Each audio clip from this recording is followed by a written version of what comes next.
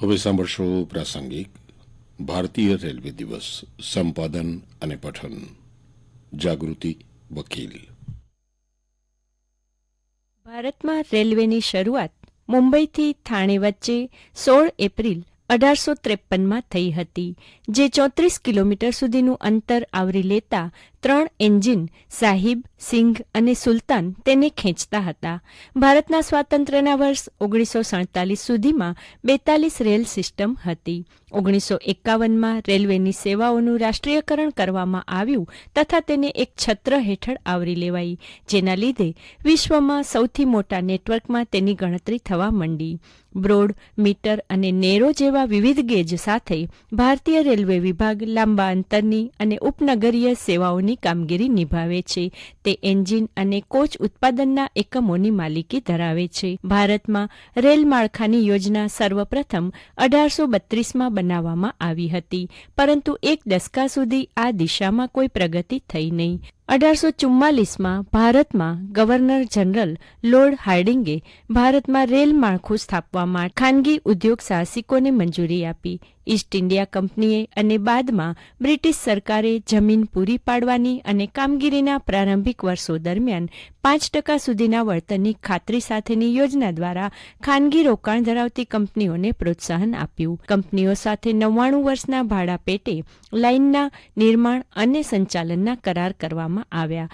જો કે આ સમયગાળા દરમિયાન સરકાર દ્વારા ખરીદીનો વિકલ્પ પણ ખુલ્લો રખાયો હતો. બોમ્બે અને કલકત્તા નજીક પ્રાયોગિક ધોરણે લાઇનો નાખવા અને તેનું સંચાલન કરવા માટે અનુક્રમે 2 રેલવે કંપનીઓ ગ્રેટ ઇન્ડિયન પેનિન્સ્યુલર રેલવે અને ઈસ્ટ ઇન્ડિયા રેલવેની સ્થાપના 1853-54માં થઈ હતી.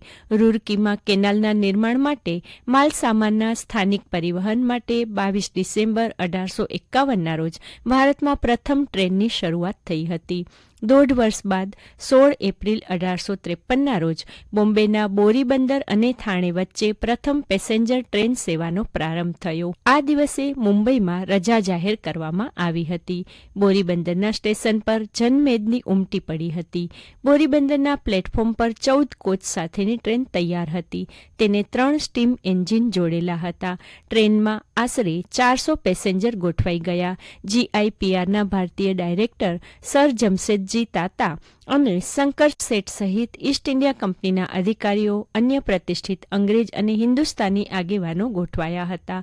મુંબઈના ગવર્નર લોર્ડ ફોકલેન્ડ ન આવ્યા, પણ તેમના પત્ની લેડી ફોકલેન્ડ વિશેષ આમંત્રિત મહેમાન હતા. બપોરના 3:30 વાગ્યા સુધીમાં આ તમામ મહેમાનો ગોઠવાઈ જતા 21 તોપોની સલામી અપાઈ. બપોરે 3:35 વાગ્યે પ્લેટફોર્મ છોડી 3 સ્ટીમ એન્જિન લોકોમોટિવથી ચાલતી 14 કોચની ભારતની પ્રથમ પેસેન્જર રેલવે ટ્રેને થાણે તરફ પ્રયાણ કર્યું. બોરી બંદરથી 34 કિલોમીટરની આશરે 45 મિનિટની સફળ મુસાફરી પછી ટ્રેન હેમખેમ થાણે પહોંચી.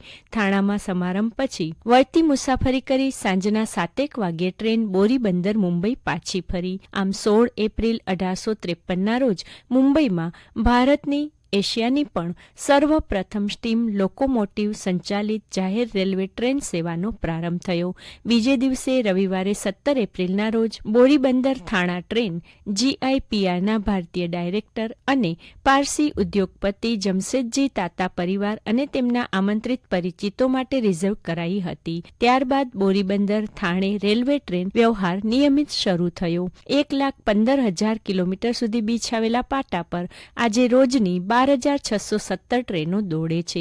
દેશના 8,338 સ્ટેશનો પરથી રોજ 3 કરોડ લોકો ટ્રેન દ્વારા મુસાફરી કરીને નિયત સ્થળે પહોંચે છે. દેશનું સૌથી મોટું રેલવે સ્ટેશન હાવરા સ્ટેશન છે અને સૌથી મોટું જંકશન મથુરા જંકશન છે. રેલવે દિવસ નિમિત્તે ચાલો આજે પ્રવાસ કરીએ છૂક છૂક ગાડીમાં.